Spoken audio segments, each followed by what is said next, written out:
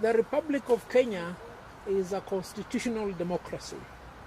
It is a country governed by the rule of law. The parameters within which the country is governed are well set out in the Constitution. We have elected and appointed leaders. All leaders in the Republic of Kenya who are elected swear to uphold the Constitution. On the top of this leadership is the President of the Republic of Kenya. Beneath the President of the Republic of Kenya are several state officers who also swear to uphold the Constitution. The Chief Justice of the Republic of Kenya is one of the appointed state officers. He also swears to uphold the Constitution. All advocates, upon their admission, swear to uphold the Constitution and the rule of law.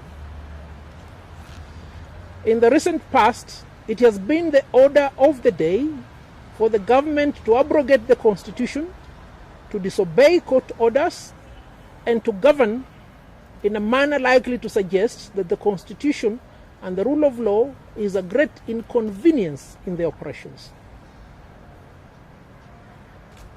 It is almost 6 months now since the High Court directed the President of the Republic of Kenya to swear in 41 judges recommended for appointment by the Judicial Service Commission. The dereliction on the part of the President of the Republic of Kenya has two consequences. One, it indicates that his legal advisors, and this particular case we're talking about the Attorney General and the Solicitor General, are either giving him the wrong advice or he has refused to listen to their correct advice. It doesn't really matter what of the two is the case, because the position is quite clear. It is the responsibility of the President of the Republic of Kenya to uphold the rule of law and to comply with his obligations under the Constitution. He is compelled by the Constitution to swear in the 41 judges. The failure on the part of his two advisors is one that we as the Law Society of Kenya propose to remedy.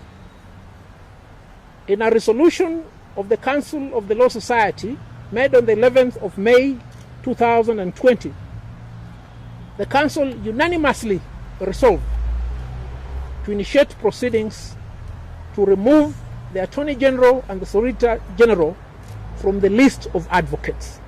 What is the consequence of this action? It means as soon as we remove them from the list of advocates, they will cease being advocates of the High Court. And if they cease being advocates of the High Court, they also automatically cease being the Attorney General and the Solicitor General. And if they continue in office, then the President will be having laymen or quacks as his legal advisors.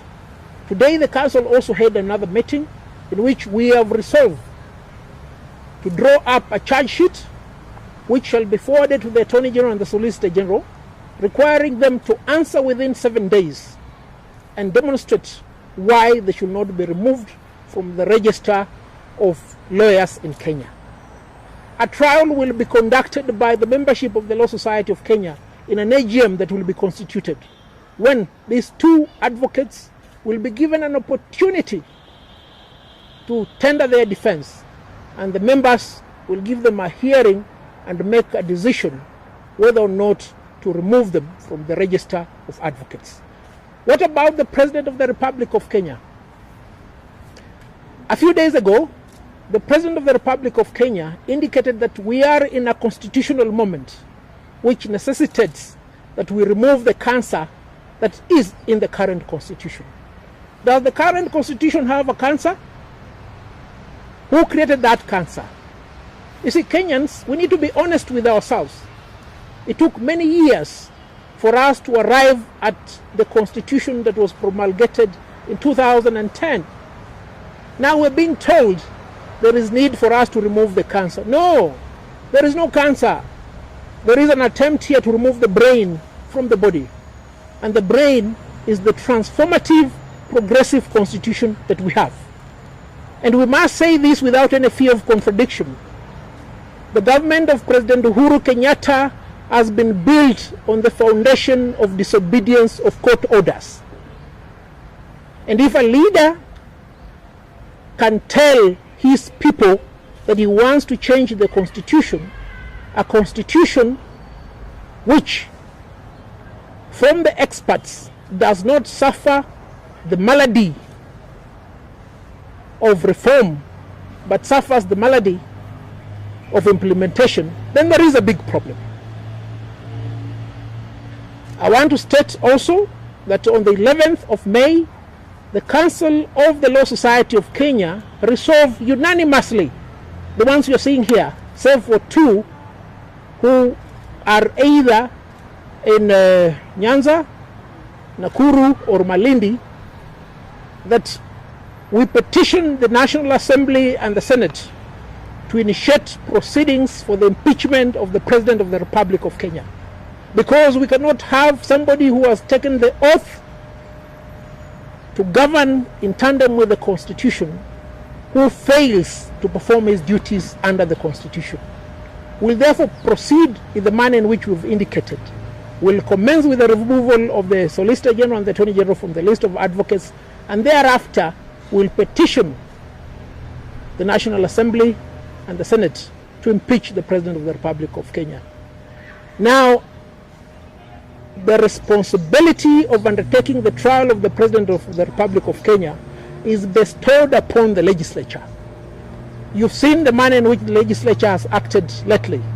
The legislature has been weakened substantially because the executive wants to have control of the other two arms of government. The executive wants to have control of the judiciary, which they have weakened. They want to have control of the legislature, which they are trying to do right now in what is indicated to be a preparatory process towards amending the Constitution. We want the people of Kenya to understand that the person who has the oversight over the executive, and in particular the president, is the legislature. And as and when we submit a petition to the National Assembly, Kenyans must hold their elected representatives to account. Ensure that you're a member of National Assembly, ensure that you're a member of the Senate gives you a correct account as to why they don't want to take action against the president. This we must do, because Kenyans, if we fail to take action, we are likely to go back to the bad days, the days of the 80s, the days of the 60s, 70s and the 90s, where Kenya was governed as if it was somebody's property. That we should never allow. You've seen our colleagues in the United States of America rose up and protested, their slogan being Black Lives Matter. What matters to Kenyans? Are you satisfactorily benefiting from the Constitution? Are the leaders performing their duties? That is where we are right now. We want our leaders to perform their duties. That is our resolve as the Law Society of Kenya.